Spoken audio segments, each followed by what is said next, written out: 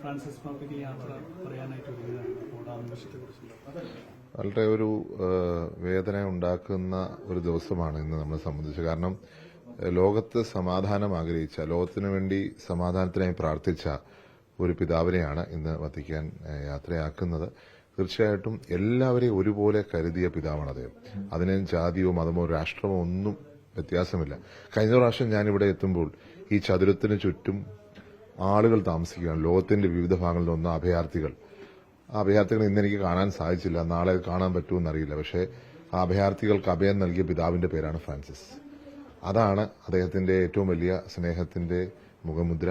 ഞങ്ങൾ സർവ്വമത സമ്മേളനം നടത്തുവാൻ ഇവിടെ വന്നപ്പോൾ അദ്ദേഹം അതിന് അനുമതി നൽകുകയും ഇന്ത്യയോടും ഹിന്ദുമതത്തോടുള്ള പ്രത്യേക താല്പര്യകാരം 3 മണിക്കൂറോളം 2 മണിക്കൂർ ഞങ്ങളോടൊപ്പം അതിനുശേഷവും എല്ലാവരും 3 മണിക്കൂർ ഞങ്ങളോട് സ്പെൻഡ് ചെയ്യുവാൻ അദ്ദേഹം താല്പര്യം കാണിച്ചത് ഒരിക്കലും ഞങ്ങൾക്ക് മറക്കാൻ പറ്റുന്നൊരു കാര്യമല്ല.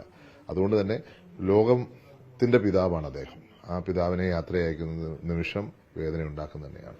വലിയൊരു വിപ്ലവകാലം എന്നൊക്കെയാണ് പൊതുവെ ഫ്രാൻസിസ് പാപ്പയുടെ കാലത്ത് വിശേഷിപ്പിക്കപ്പെടുന്നത്. ചാണ്ടി ഉമ്മനും പല പ്രസ്താവനകൾ നടത്തി. പണ്ടൊക്കെ ഈ ഒരു സാഹചര്യത്തിൽ വലിയ വിവാദങ്ങളൊക്കെ ആയിരുന്നു. ഇല്ല, നമ്മള് സ്നേഹമാണ് അഖിലസാര മൊഴിയിൽ നിന്നും കവി പറഞ്ഞത്. ഫ്രാൻസിസ് പാപ്പ തന്റെ ജീവിതത്തിൽ കാണിച്ചു. എല്ലാവരും ഒന്നാണ്, എല്ലാവരും ഒരേ പാതയിലാണ്, ആരും തമ്മിൽ വ്യത്യാസമില്ല എന്നാണ് അദ്ദേഹം പഠിപ്പിച്ചത്. എനിക്കതിലാണ് വിശ്വാസം. ഞാൻ എന്റെ ജീവിതത്തിൽ പ്രാവർത്തികമാക്കാൻ ശ്രമിക്കുന്നു. ആ ഒരു കാര്യമാണ്.